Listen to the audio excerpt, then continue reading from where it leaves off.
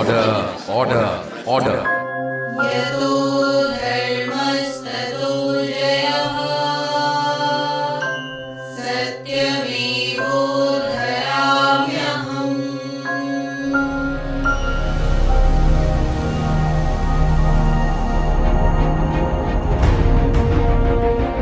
The truth alone I uphold. This is the essence of the true spirit of the upholder of justice in India.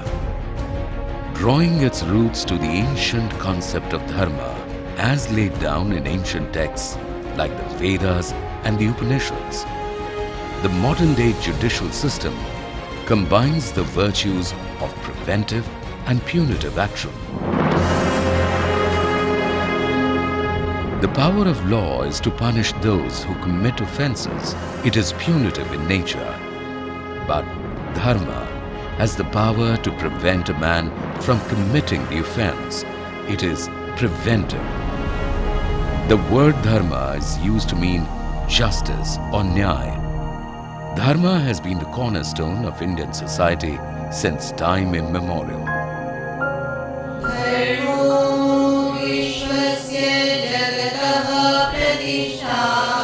Dharma constitutes the foundation of all affairs in the world. It has always been given the pride of place in Indian society by our ancestors. Taking this forward, Kautilya in his Arthashastra gave emphasis to impartial judicial administration as one of the ideals of justice. According to him, it is the king's duty as the Dharma Pravartaka to uphold justice and punish the guilty without consideration of position, kingship or anything. Modern-day law in India also draws from Manusmriti, the laws of Manu, the most important and authoritative Dharma Shastra, which served as a foundational work on law and jurisprudence in ancient Indian society. In more recent times, when Britishers started expanding their interests in India, they experimented with various judicial systems in consonance with their own objectives, which acted as the precursor to the present-day judicial system.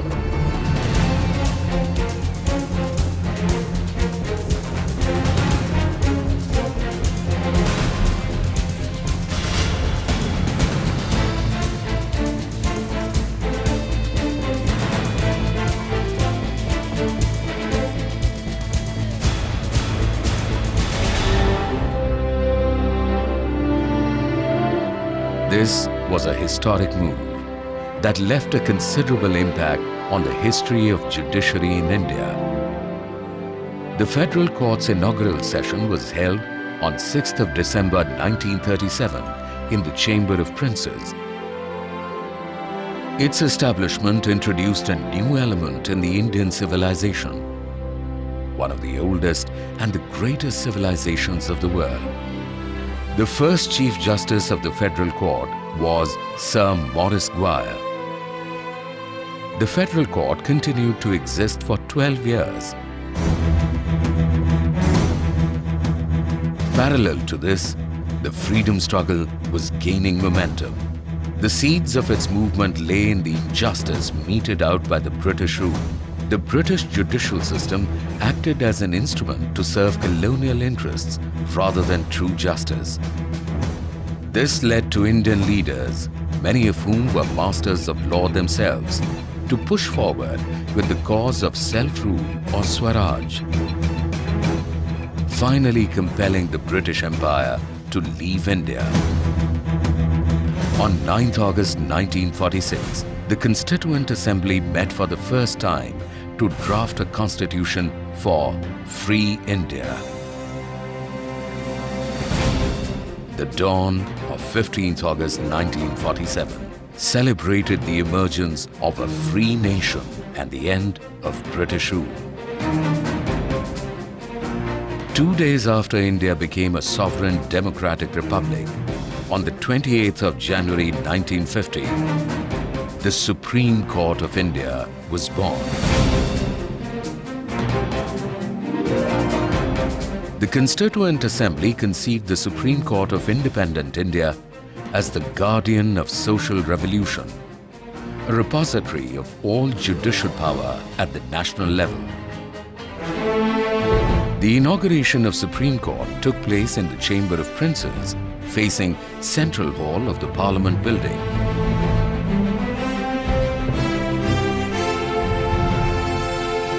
At the inaugural session, Chief Justice Harilal J. Kania observed that the Supreme Court, an all-Indian court, will stand firm and aloof from party politics and political theories. We have at last got a court of our own, and there was a great jubilation. Ceremonial opening of the Supreme Court was a thing to remember.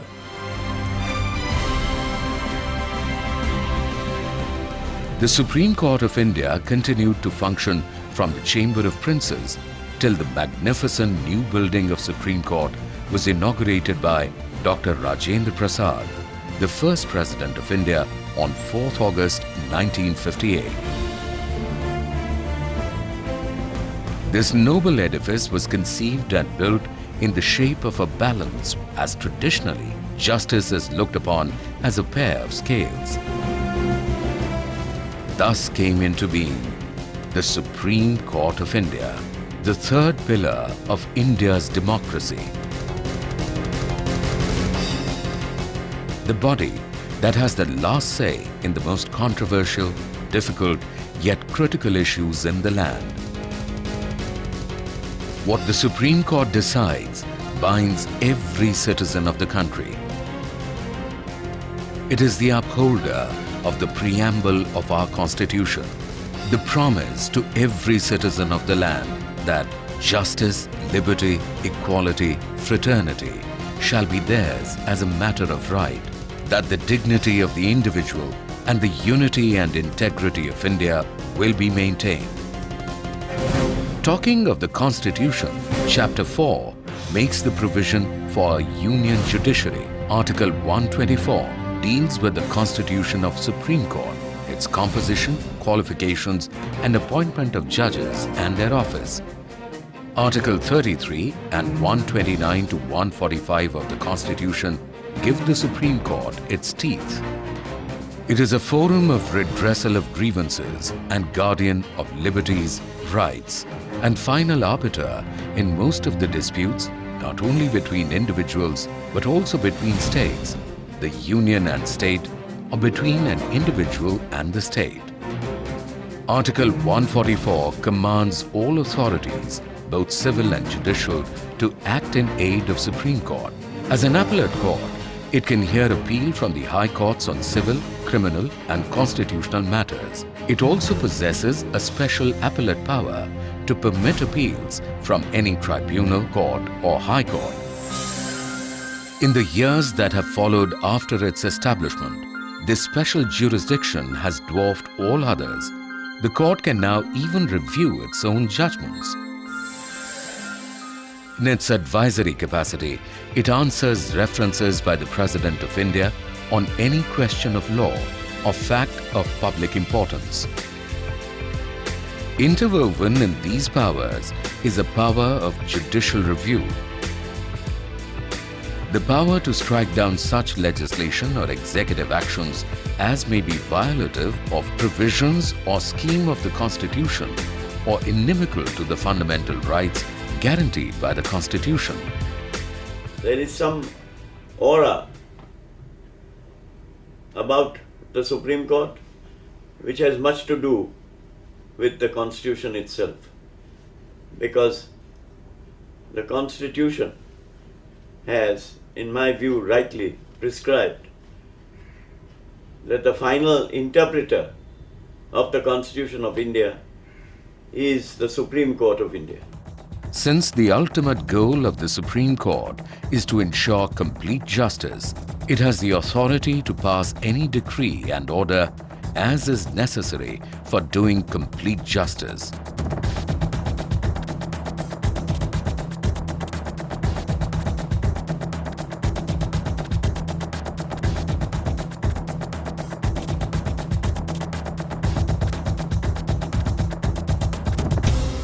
The Supreme Court of India has the original, appellate and advisory jurisdiction.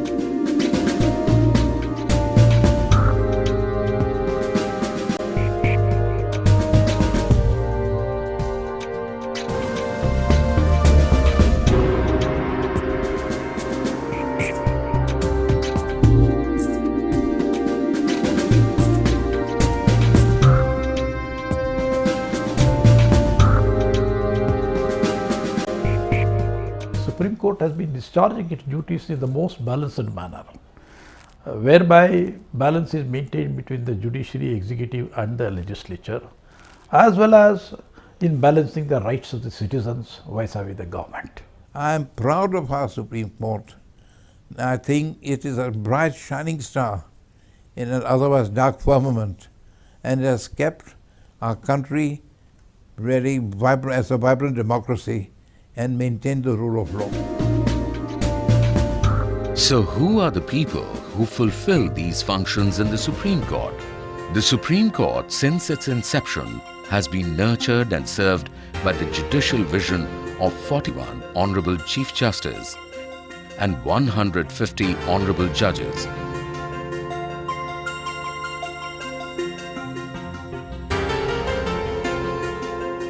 The present strength of the Supreme Court judges is 31 Honorable Chief Justice leading a team of 30 learned judges. Smooth administration of courts is also essential for systematic and efficient disposal of work.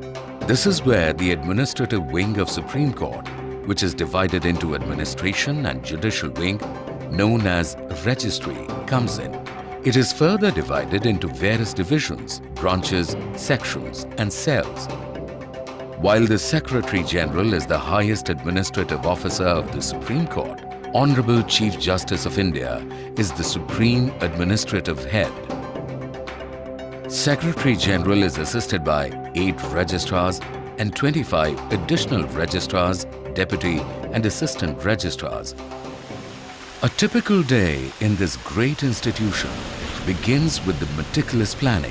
The Chief Justice of India arrives early.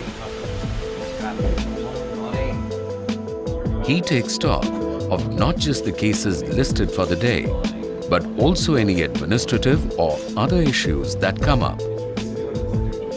The Chief Justice then chairs a meeting with judges of Supreme Court.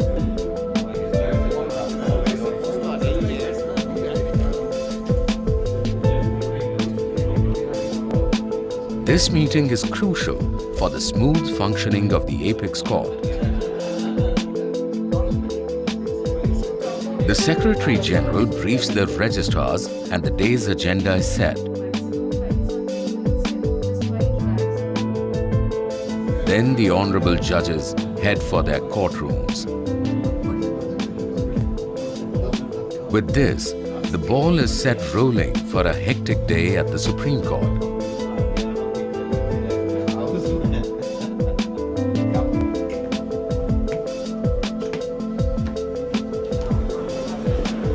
The hustle and bustle outside the courts, with advocates and their parties waiting for the turn, is a common sight.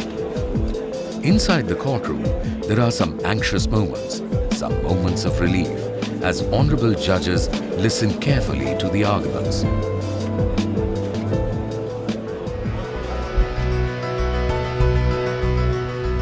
Work does not end in the courts alone.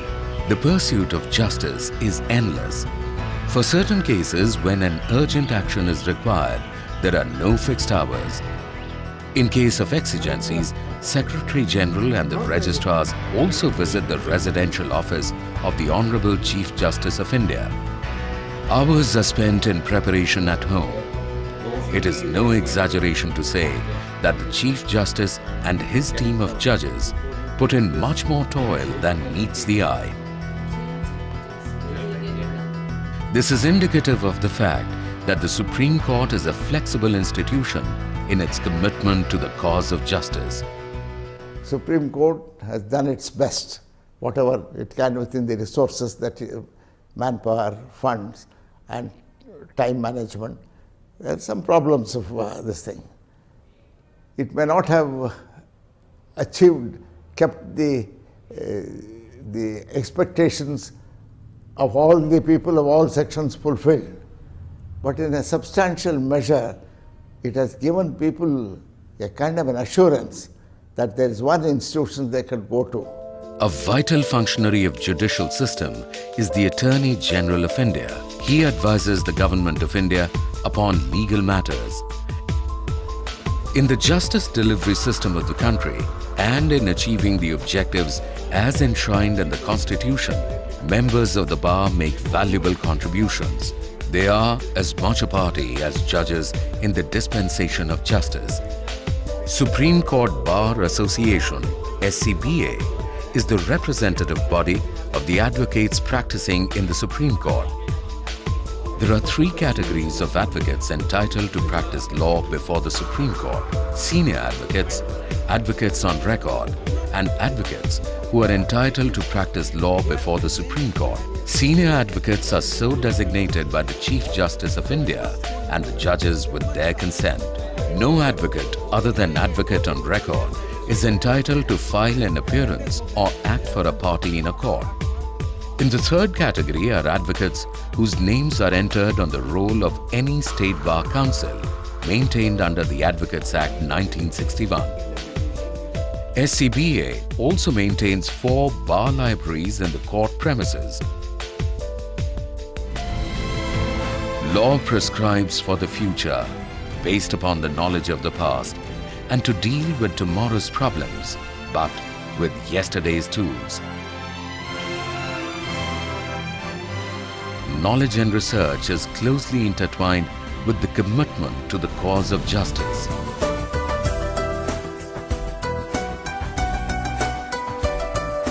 The Supreme Court Judges Library acts as a research and reference wing of the court. Housing more than 350,000 law books and law reports, it is one of the largest law libraries in Asia. Not just that, it is open on all days of the year, barring 3 national holidays. 18 professional librarians and 70 supporting staff form the backbone of the services offered. The doctrine of precedence is crucial to the Indian judicial system. So citing earlier judgments of the court in support of their contention during arguments is an imperative for both advocates and judges. This is where Library Wing steps in. In the morning, advocates give a list of books to be cited by them in a case. It is the responsibility of the court management section to ensure that the specified book is available to the honorable courts at the time of citation in the court. For the 31 residential libraries of honorable judges, circulation section of the library is responsible for the issue and return of books. On an average, 800 to 900 books are issued per day. Requisitions from the residential offices of the honorable judges are received by the reference section, and this section carries out necessary legal research to cater to the information requirements. Speed is as vital as accuracy in this process. The library has a computer section discharging the responsibility of procuring and maintenance of commercial legal databases subscribed in the library. This section also develops and updates more than 20 in-house databases. Acquisition section looks after the acquisition and technical processing of the books approved by the Honorable Committee of Judges. This section also brings out 2 publications, namely Accession List and Newsletter. The legislation section is the spine of the library. It is responsible for procuring and maintaining parliament debates, legislative materials and gazettes of central government, state governments and union territories. Hello ठीक Surjeet Allahabad high court rule street court evidence code number 3 Rao code number 3 evidence act हाँ ठीक है, जल्दी से flag लगा के दे। Hello Purushottam census Yes, ma'am. Census act देना Ramila ji ITC secretary commission 4 number code number 4 हाँ नहीं Surjeet Delhi high court rules code number 1 4 number Complete documentation of acts, amendments, rules, regulations, bylaws and notifications published in gazettes is done so as to retrieve the same expeditiously at the time of requirement at the courts. Mondays and Fridays are perhaps the busiest days as they are Fresh Matters Day. 22 persons work like dancing librarians continuously for 3 to 4 hours to catering to telephonic requisitions for bare acts from the courts.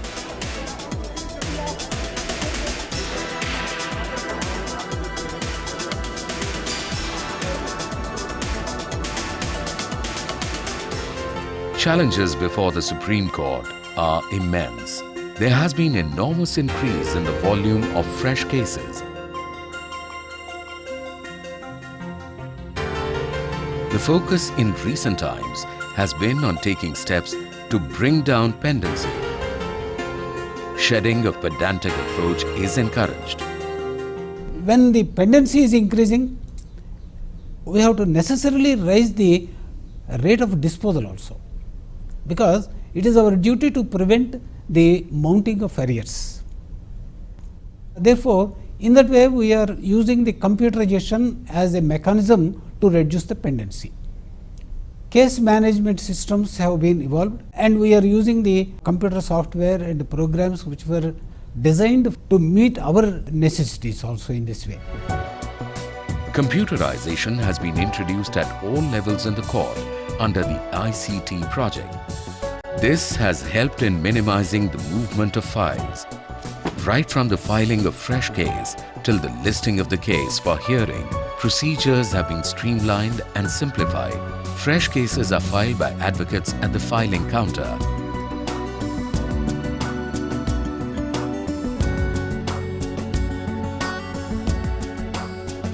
After scrutiny of a fresh case, if any defect is noticed, it is notified online for bringing the same in the notice of the concerned advocate. There is a separate counter for refiling after rectification of defects.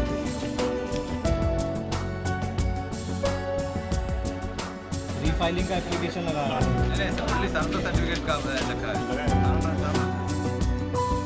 Subjects categories or case numbers are also assigned to each fresh case at this stage, and files are sent to the concerned sections for listing of the case for hearing. Tagging of cases having identical legal issues is also done after the registration of each case to facilitate the disposal of all the cases as a bunch. Infructuous cases and also cases covered by the judgments or orders already passed by the court are identified and listed before the court for disposal. As a result, the rate of disposal of cases increases and log jams decrease. Certified copies of judgments and orders of the court are provided by the copying branch. Soon after the matter is registered, the number will be generated, SMS will be sent to the advocate concerned.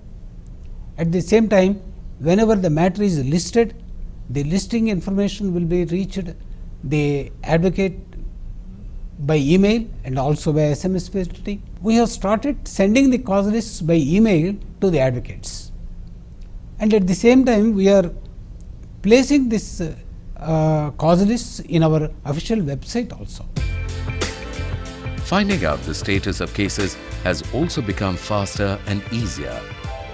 Official publications such as Annual Report, Supreme Court Reports, and a quarterly newsletter, Court News, gives an overview of the Supreme Court's judgments and its activities on the judicial as well as on the administrative side, which are of immense benefits for the legal fraternity and people concerned as well.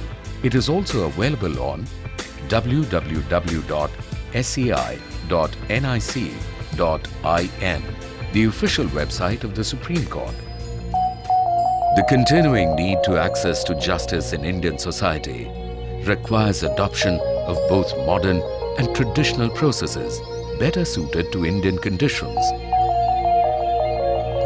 The National Legal Services Authority, NALSA, under the Legal Services Authorities Act 1987, is making vigorous efforts to encourage reliance on alternate dispute resolution, ADR methods. Special emphasis has been placed on the organization of Lok Adalats to provide a convenient forum for resolving disputes pertaining to accident compensation claims, family disputes, and deficiency in the delivery of public utility services. The legal services institutions have extended full assistance to the affected people in the following disasters in India.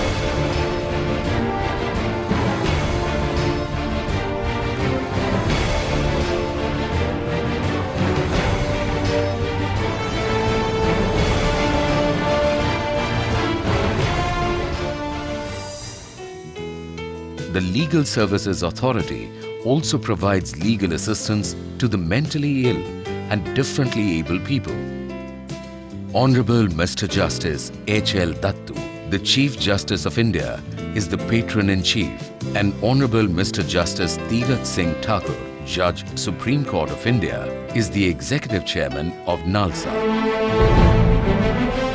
The Supreme Court of India has extended its frontiers by taking an active role in judicial training and legal education through National Judicial Academy, Bhopal, Indian Law Institute, New Delhi, and National Law School of India, University, Bangalore.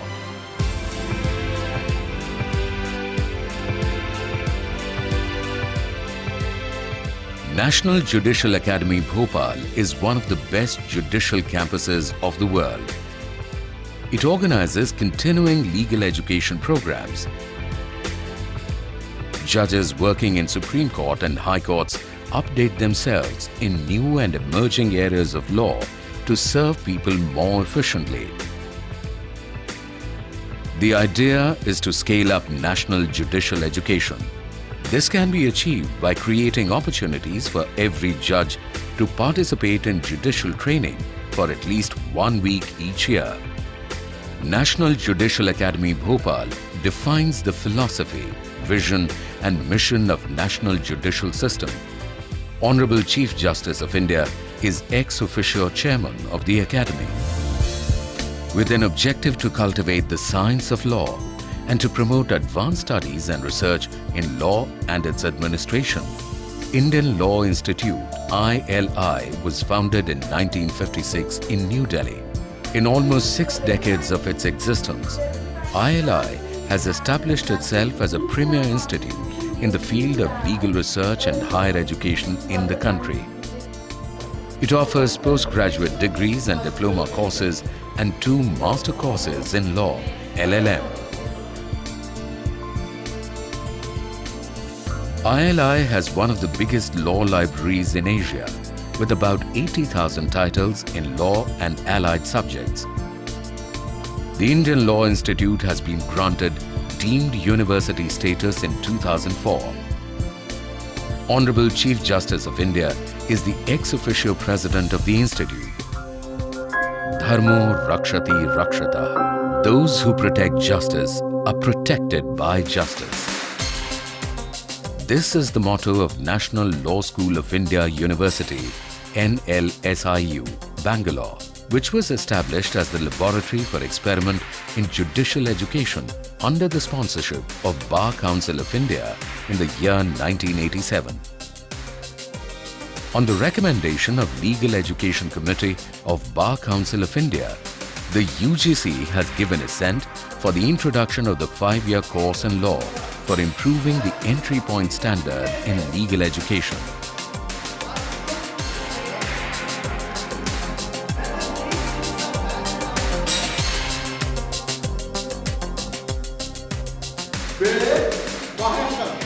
Nordic Summer School, a one-month program is conducted every year at NLSUI. Students from different Nordic countries like Finland, Iceland and Norway participate to have a better exposure on the human rights legal regime in India. National Law School of India University represents the unique partnership between and among the bar, bench and academia. Honorable Chief Justice of India is the Chancellor of NLSIU.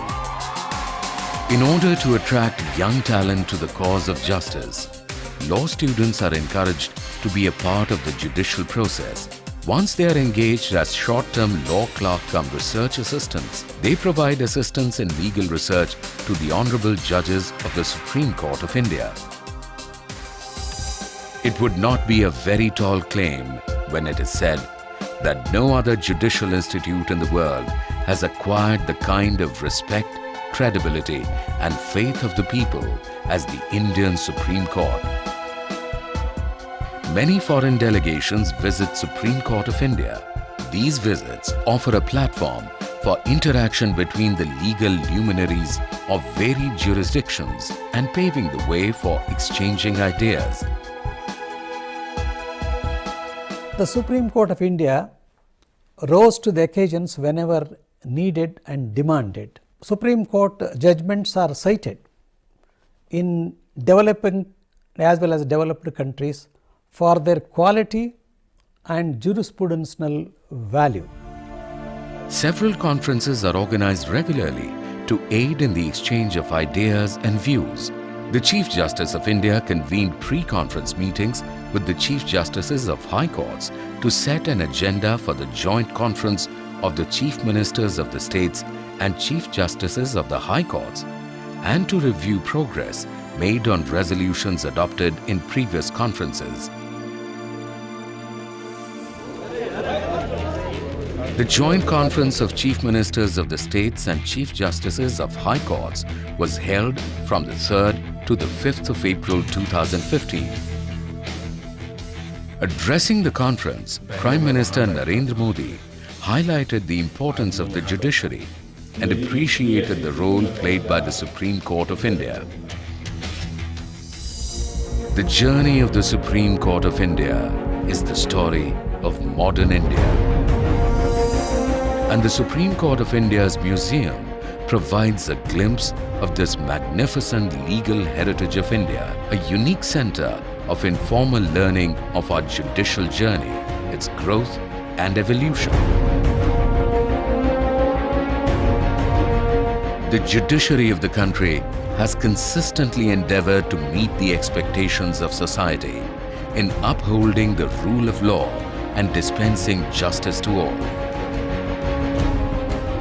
The Supreme Court of India, the epitome of justice, has dispensed famous landmark judgments. These judgments have become the foundation of administration of justice system in India. The Keshavanand Bharati case in 1973, the largest ever bench of 13 judges, laid down a new and impressive doctrine of basic structure and said that there were certain inviolable features of the Constitution. There have been moments in the history of the Supreme Court when the impending decisions have been of far-reaching significance. In 1975, the Allahabad High Court set aside the election of Mrs. Indira Gandhi to Parliament. The Supreme Court granted an interim protection for the vacation period of the court. Justice Krishna Iyer declared that Mrs. Gandhi can continue as the member of the Parliament without voting rights in the proceedings of the House. When the government declared national emergency, the Supreme Court was approached by petitions challenging detentions under the Maintenance of Internal Security Act, MISA. The 5 judges bench, by 4:1 majority, took the view that the act passed by the Parliament did not provide for the judicial review of such detentions, even if actuated the balance. The Supreme Court over time has also devised innovative measures to meet people's expectations. One such example is public interest litigation. The Supreme Court attends to grievances from various quarters of citizens through this innovative device. A new jurisprudence was born when several jailmates wrote letters about the unjustified conditions of detentions in jails. The Supreme Court treated these as PIL and acted immediately without waiting for proper petitions to be filed. The Supreme Court over the years has laid down a constitutional discipline within which transgression of fundamental rights and appeals to the public interest would be considered. From saving rivers like the Ganga and Yamuna to shifting noxious and hazardous industries out of Delhi, the Supreme Court has more than once illustrated its commitment to environmental causes. From safeguarding the rights of transgenders to pronouncing the mother as the natural guardian of the child, the Supreme Court has given several liberal judgments. Cases of sexual harassment of working women are a serious offence, and the Apex Court has dealt befittingly with the menace. Child labour is a curse of any society. The Supreme Court has pronounced several orders and directives to the executive agencies to address the root cause of this regressive practice. The court has also left an indelible impact on the battle against corruption. In a recent verdict on black money, the Apex Court directed Union of India to appoint a special investigation team, SIT, under the supervision of 2 former judges of Supreme Court. Similarly, while cancelling the coal block allocations made from 1993 to 2011, the court held that a transparent auction method must be adopted while transferring natural resources. In the spectrum allocation case, it also held that natural resources belong to the people and constitute public property on national assets. So the distribution of such resources should be in accordance with the principle of equality and public trust. The Supreme Court of India has completed 65 years as a custodian of Constitution of India. The contributions made during this journey and its efforts in balancing the diverse interests and upholding the sovereignty and integrity of India are very significant. If the Supreme Court draws satisfaction from its performance, it fully attempts to establish itself in the consciousness of the people of India. And the country firmly believes that it is and will remain stable with justice for all, as long as the Supreme Court of India is in command of the judicial system. The Supreme Court of India indeed stands as a monolithic pillar of justice. Justice at all times and for all, the rich and the poor, the needy and the downtrodden, for indeed anyone who seeks justice. This testimony put forth by the Supreme Court of India has stood the test of time. Today, it towers as a guardian of social revolution, a dedicated upholder of truth and truth alone, and will continue to do so till time immemorial.